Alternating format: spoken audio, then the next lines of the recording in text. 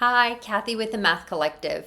Today I wanted to focus on how we capture student thinking when it comes to wrapping up a math warm-up routine. I recently posed a choral counting routine starting at 15, counting by 15s, stopping at 240. And I want to invite you to take a moment and pause if you haven't already seen this and just think about what patterns are emerging for you as you look at the completed count. If you need to take a moment here and pause, please do so. And I'm going to share some of the ideas that came out through our community and how I would capture those ideas on our actual choral count at the end of the warm-up routine. So one of the first ideas that emerged was a pattern of fives and zeros. And if that's something that a mathematician shares, I see fives and zeros, really pushing them to be very specific with where do you see those fives, where do you see those zeros. And if you're in a classroom community, they can come up and point out where those fives and zeros are. And a really nice follow-up question could be, what is the place value that the digits 5 and 0 are occupying? And that gives us an opportunity to really develop that vocabulary and assess their understanding of place value. So I'm going to go ahead and jot down that there's a pattern of fives and zeros. And hopefully someone in the community can name that that's happening in the ones place. As we look in our column. So another opportunity for really powerful mathematical vocabulary thinking about our columns. Now when it's time to say, okay, what else do we notice? There was another mathematician who pointed out a pattern in this bottom row.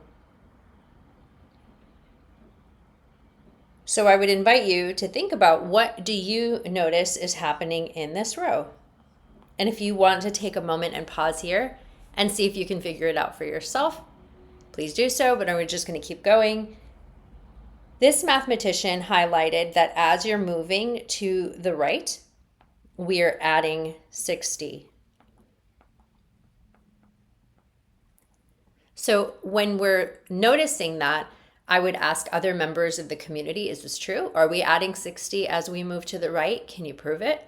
And give some time for turn-in talks and having conversations that are focusing on one other mathematician's idea. So this really creates a community where we're valuing the contributions of one another and we're listening to learn from one another. So in this case, we're saying that as we're moving to the right, we're adding 60. A really nice way of extending this work is saying, does that pattern happen in any other rows? Can you see that anywhere else? Pausing, inviting students to turn and talk, and maybe they're going to notice, well, I know that 30 plus 60 is 90. Maybe they're going to see that somewhere else. I just want to point out that when we switched to a second mathematician's idea, I did change colors. This is helpful for me to keep track of which annotations belong to which idea. When I was first starting this work out, I was just happy to record students thinking, and it can get messy sometimes.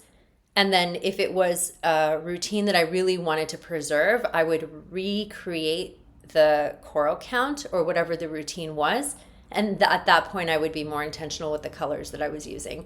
So I've had 10 plus years of experience annotating student work and thinking.